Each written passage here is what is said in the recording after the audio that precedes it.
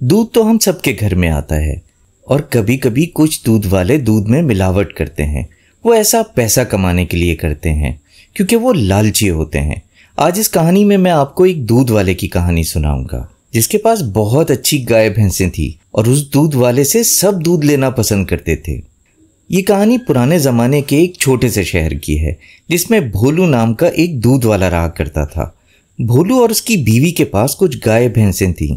वो गाय भैंसों का बहुत ख्याल रखते थे, उनको ताज़ा चारा खिलाते थे, उनको चराने ले जाते थे और उनके सरों पर साइबान लगा कर रखते थे जिसकी वजह से जानवर गर्मी और धूप से बचे रहते थे। भोलू और उसकी बीवी मिलकर दूध धोते। भोलू दूध को कंटेनर में डालकर उस छोटे से बाजार में चला जाता जहां पर तमाम लोग आकर उसका दूध मिनटों में ख़त्म कर देते थे। मामलात ऐसे ही चल रहे थे मगर भोलू के कुछ ख्वाब थे। वो चाहता था कि वो एक बड़ा सा घर बनाए और उसके पास दुनिया की सारी सहूलियात मौजूद हो। मगर जितनी गाय भैंसें उसके पास थीं और जितना उनसे दूध निकल रहा था वो उसके अमीर बनने के लिए नाकाफ़ी था। भोलू के दो मसाइल थे। नंबर 1 कि उसके पास पैसे नहीं थे कि वो मज़ीद गाय भैंसें खरीद सके। नंबर 2 उसके शहर के ज़्यादातर लोग भोलू से दूध लिया करते थे तो मज़ीद दूध वो कहाँ बेचता।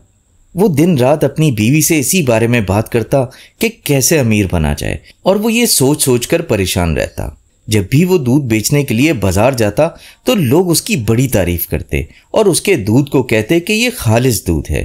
भोलू की लालची तबीयत से उसकी बीवी भी परेशान थी। वो अक्सर उसको समझाती कि हमारा गुजारा अच्छे से हो रहा है मगर भोलू उस पर नाराज़ हो जाता और कहता क्या गुजारा हो रहा है, ये भी कोई ज़िंदगी है?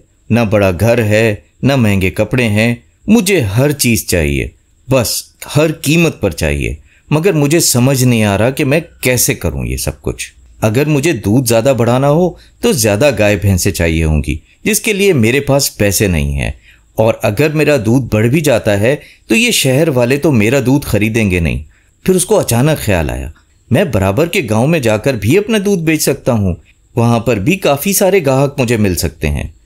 एक दफ़ा वो यही सब कुछ सोचता हुआ नहर के पुल से गुजर रहा था। नहर के पानी को देखते ही अचानक उसके दिमाग की बत्ती जली और उसको ख्याल आया क्यों ना मैं अपने दूध में थोड़ा सा पानी मिला दिया करूं। इस तरह दूध की मिकदार बढ़ जाएगी और मुझे ज़्यादा पैसे मिला करेंगे। ये बात जहन में आते ही वो खुशी खुशी घर पहुंचा और अपनी बीवी को सारी हिकमत अमली बता दी। बीवी ने कहा तुम ऐसा मत करो, मगर भोलू ने उसको नाराज़ होकर चुप करवा दिया। वो बेचारी खामोशी से बैठ गई।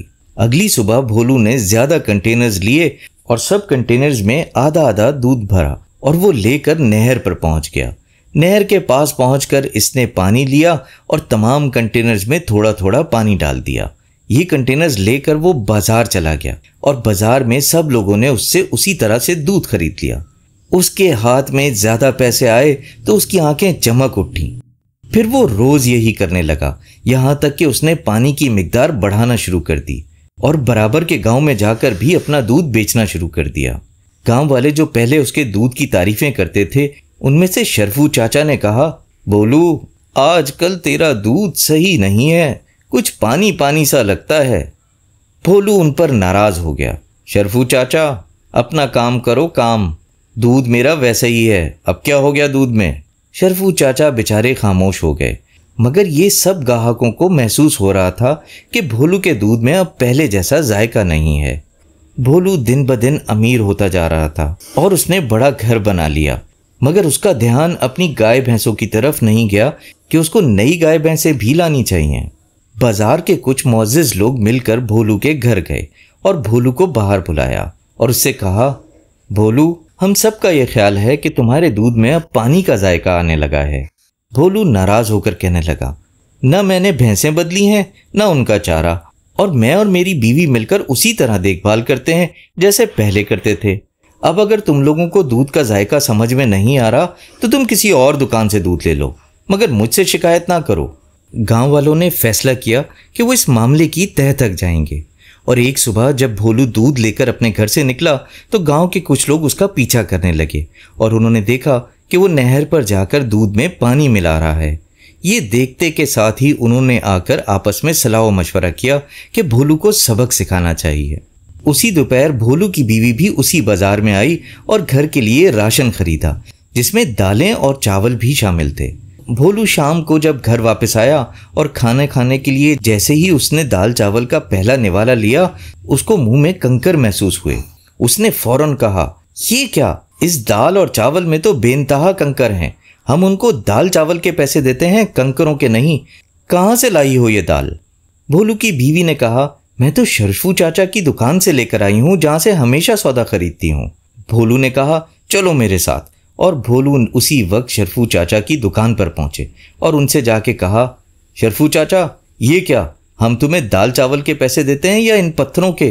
देखो तो सही, इसमें तो बेइंतहा कंकर और पत्थर मौजूद हैं, तुम उसके वजन के पैसे ले रहे हो। शरफू चाचा ने फौरन तिनक के जवाब दिया, भोलू बेटा, अगर तुम्हें दाल और चावल पसंद नहीं आ रहे तो कहीं और से जाकर ले लो, मुझे ना सिखाओ कारोबार करना। भोलू शरफू चाचा को गुस्से से घूरता रहा और दाल चावल वहीं छोड़कर आ गया और बीवी से कहा, देखो, लेते हमसे पैसे दाल चावल के हैं और कंकरों का वजन तोलकर हमें दे देते हैं। कितने बेईमान हो गए हैं शरफू चाचा। अगले दिन भोलू की बीवी ने कहा कि वापसी में अंडे लेते हुए आ जाना। भोलू साहब ने एक दुकान से 1 दर्जन अंडे खरीदे और वो लेकर घर आ गए। जैसे ही बीवी अंडे तोड़ने के लिए गई तो पता चला कि 12 में से 10 अंडे तो नकली हैं, जो कि प्लास्टिक के बने हुए हैं। भोलू ने फौरन वो क्रेट उठाया और दुकानदार के पास पहुंच गया और जाकर कहा, क्यों भाई, मैंने तुम्हें अंडों के पैसे दिए हैं, इन प्लास्टिक की गेंदों के नहीं। तुम मुझे अंडे ही देते, ये प्लास्टिक की गेंदें क्यों दे दी? दुकानदार शरफू चाचा की तरह तिनक कर बोला, मुझे भी तुम जैसे ग्राहकों की ज़रूरत नहीं है। अगर तुम्हें मेरे अंडे समझ नहीं आते तो जाओ किसी और से ले लो। भोलू ने कहा, यह क्या बात हुई? एक तो तुम मुझे नकली अंडे देते हो, ऊपर से सीना जोरी भी करते हो। दुकानदार ने कहा, उसी तरह जैसे हम तुम्हें दूध के पैसे देते हैं, पानी के नहीं, मगर तुम हमें पानी मिला हुआ दूध देते हो। अगले दिन वो फिर बाजार गया और वहां से कुछ अपने लिए कपड़े खरीदे। कपड़े वाले ने भी उसको वो कपड़ा दिया जिस पे कच्चे रंग लगे हुए थे। भोलू कुर्ता शलवार पहनकर अभी वापस ही आ रहा था कि रास्ते में बारिश हो गई और बारिश के बाद जैसे ही वो घर पहुंचा तो उसने देखा कपड़े का जगह जगह से रंग उतरा हुआ है। ये सिलसिला कुछ दिनों तक यूं ही चलता रहा। वो बाजार से जो चीज़ भी लेकर आता वो मुख्तलिफ निकलती। भोलू और उसकी बीवी परेशान हो गए। भोलू की बीवी ने कहा, देखा, सारे बाजार वाले बेईमान हो गए हैं, जिस चीज़ के पैसे लेते हैं वो चीज़ नहीं देते। भोलू अपनी लालच में इतना गुम था कि वो ये भी ना समझ सका कि वो भी तो एक बेईमानी कर रहा है। आहिस्ता आहिस्ता लोगों ने भोलू से दूध लेना कम कर दिया। साथ के गांव वालों ने भी शिकायतें शुरू कर दी और उन्होंने भी इससे दूध लेना कम कर दिया। भोलू का दूध अब ज़ाया होता था और कोई उससे दूध खरीदना नहीं चाहता था। आहिस्ता आहिस्ता उसकी गाय भैंसें भी कम हो गईं, क्योंकि उसने नई गाय भैंसें खरीदने की बजाय अपनी शान और शौकत पे तवज्जो दी थी। उसको अपने घर का वो सामान जो बेईमानी के पैसों से खरीदा था, गुजारा करने के लिए बेचना पड़ रहा था। अब उसकी हालत वो हो गई थी कि वो पहले से भी गरीब हो गया था और सिर्फ चंद ही लोग थे जो उससे दूध खरीदते थे।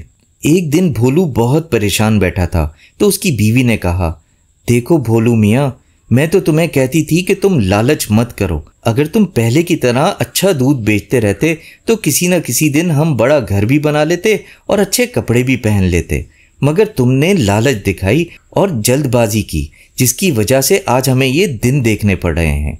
भोलू को अब समझ में आया कि बेईमानी की इब्तिदा तो उसने की थी, जिसका खुमियाजा उसे भुगतना पड़ा।